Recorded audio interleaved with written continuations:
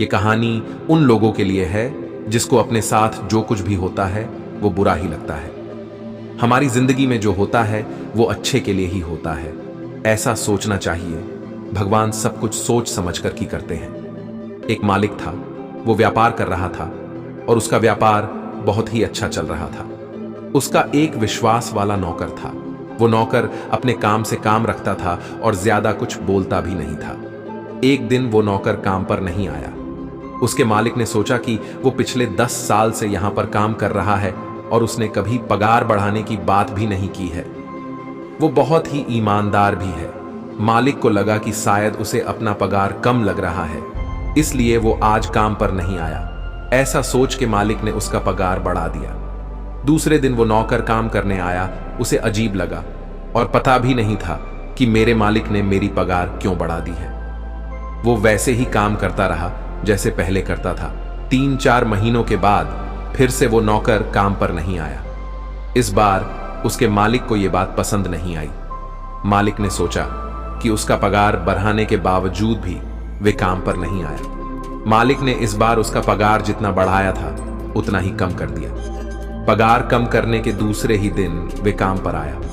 इस बार भी वो वैसे ही काम कर रहा था जैसे वो पहले करता था। ये सब देखकर मालिक को आश्चर्य हुआ कि ये कुछ बोल क्यों नहीं रहा है।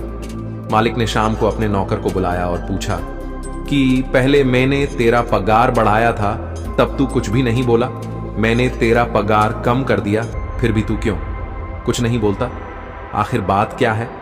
नौकर ने बड़े ही शांति से बोला कि मालिक, पहले जब मैं काम पर नहीं आया था तब मेरे घर पर बेटी का जन्म हुआ था। उस वक्त भगवान ने आपको मेरा पगार बढ़ाने की प्रेरणा दी थी, क्योंकि घर का खर्च पहले से बढ़ने वाला था। इस वजह से आपने मेरा पगार बढ़ाया था। दूसरी बार जब मैं काम पर नहीं आया था तब मेरे पिताजी की मृत्यु हो गई थी। भगवान को लगा होगा कि एक व्यक्ति का खर्च कम हो गया है, इसलिए आपको मेरा पगार कम करने की प्रेरणा दी। मेरे पिताजी के नसीब में जो लिखा था वो मिलना कम हो गया। भगवान जो करते हैं वो सोच समझकर ही करते हैं, इसलिए हमारे साथ जो होता है वो अच्छे के लिए ही होता है।